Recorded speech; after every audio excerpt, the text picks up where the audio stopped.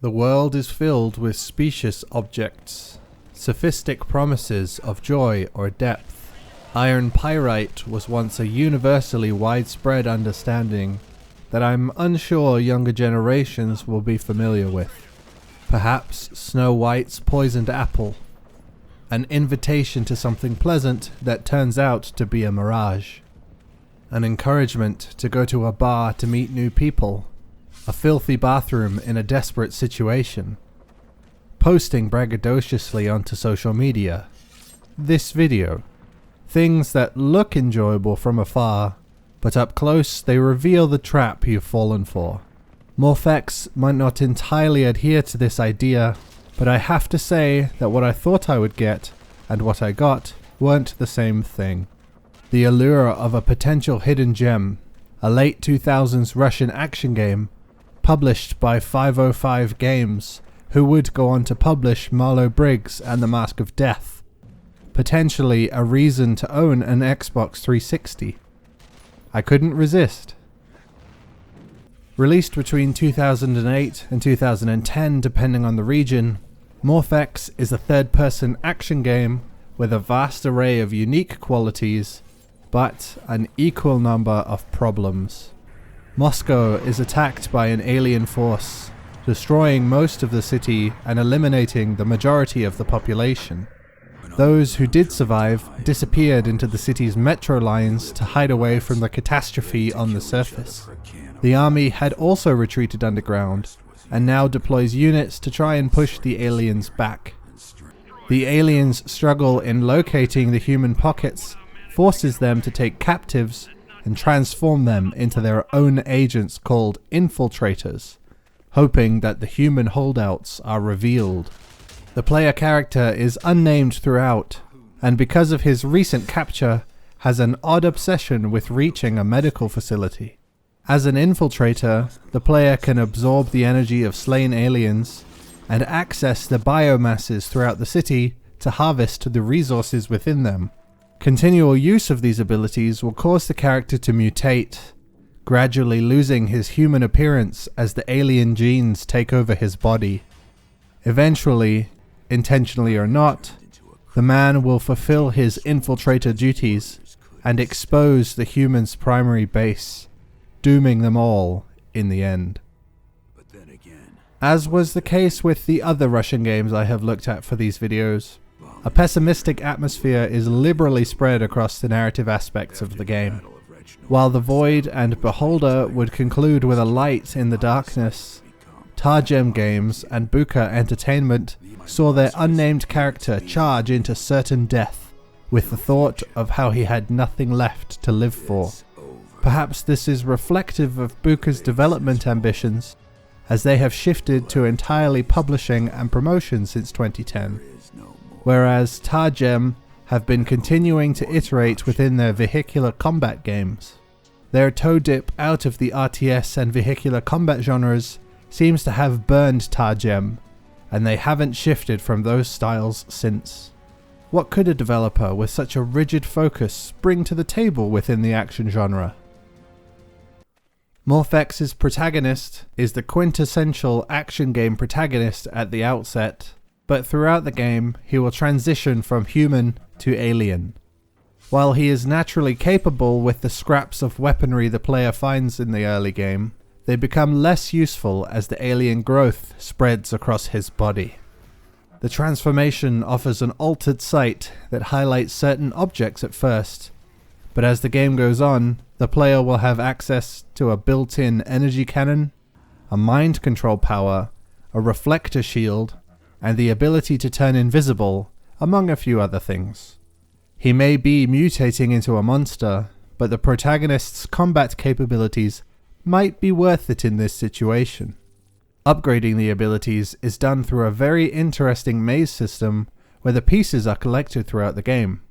Upgrade systems in games are rarely as considered as this, and having to fit the pieces together more efficiently to result in a higher tier of upgrade adds a level of engagement with the system right away. How invested in character progression do you become when you pick an option from a list? Moscow's destruction is as chaotic as it should be, Often a ruined or under attack city will conveniently collapse around a certain obvious pathway. When buildings are destroyed in MorphX, paths between them don't miraculously appear for the player to use, which means that the player will sometimes reach what seems to be a dead end and have to locate the exit. It might not look as flashy and cinematic as a building collapse in something like Uncharted, because it doesn't occupy that Disneyland false danger space.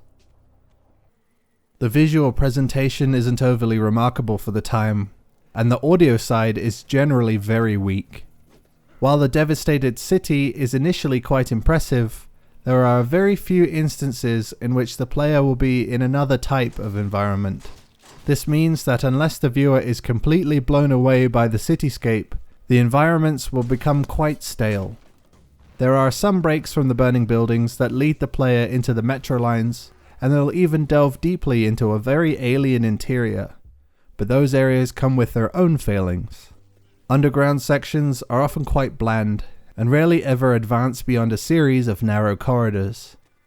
The alien interior runs like an asthmatic tortoise. I have a 360E, the final revision of 360 before the system was discontinued in 2016. Which shouldn't be feeling any age concerns, but it still couldn't handle this level. It's also huge. My excursion into the mound lasted 84 minutes, which makes it almost twice the length of the next longest level. While the sheer size of the level model is a probable cause for the frame rate issues, the game runs worse whenever there is more than 2 of these scyther enemies present in a room. Designs are where MorphX's opportunities to impress lay, but a lot of these choices didn't amount to much. I like the photography flash enemies, and the way the scyther enemy stalks around is excellent. They're both fascinating examples of some fantastical alien evolution. The demon dogs are okay, if a little uninspired, and the shield enemies are neat looking, but not a lot of fun to battle. The Fallout super mutant is strange. They're far more humanoid than any of the other aliens, and their miniguns seem kind of blatant. There are uninteresting bosses in this game, as well as a handful of turret sections. Wait, did Zootfly play this? And 505 published it. Whoo. The turret controls just fine, but the shooting galleries are all very similar to each other. Most of the attacking enemies are the demon dogs, and there are a couple of other enemies thrown in there from time to time. This entire mechanic is just redundant, and doesn't improve the game much at all, similar to how little they mattered to Marlow Briggs. The first boss, which is set up incredibly, is battled using a turret that just dampens the level up to that point. This monster is clearly too steady to defeat with an AK-47, but there are other weapons that could have been used. It is also the final boss, and is damaged by reflecting its projectiles back at it, which is a much better fight, but it doesn't raise the standard very high. The charging boar boss is much more akin to a first boss, yet it guards the entrance to the penultimate level. The charges are easily avoided, and the flame attack looks really cool, but I don't remember being hit by it. The movie that plays when it is killed is so cheesy and stupid, but I kinda love it. And then there's the Overseer, who doesn't even attack. It just runs away and hopes the other enemies will be enough of an obstacle. This is at the bottom of the mound, and makes the entire journey down here such an absolute waste of time. As a collector curiosity, MorphX is definitely something fun to own. As a video game, it's lacking in a lot of ways. The lack of widespread knowledge of this game, and its somewhat mysterious appearance, make it perfect shelf material. And the combination of poor sales and the 360's dwindling collector base means that the window for finding a reasonably priced copy is closing. If we look a little further back at the coincidentally titled Mayken X, we can see this phenomenon already occurring. As a bonus, the likelihood of MorphX remaining in pristine condition is tremendous, as there aren't many reasons to play it. While the game does some unique and interesting things, the overall experience just isn't that impressive, nor is it charming in any way. There is an audience for MorphX out there. Obsessives who want to play every Russian game ever made, or contrarians that value engaging with media you've never heard of.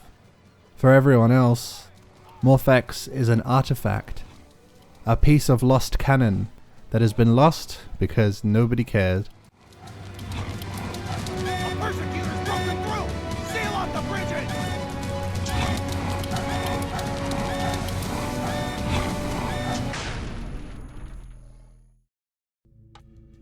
Chinese games are really improving their visuals lately.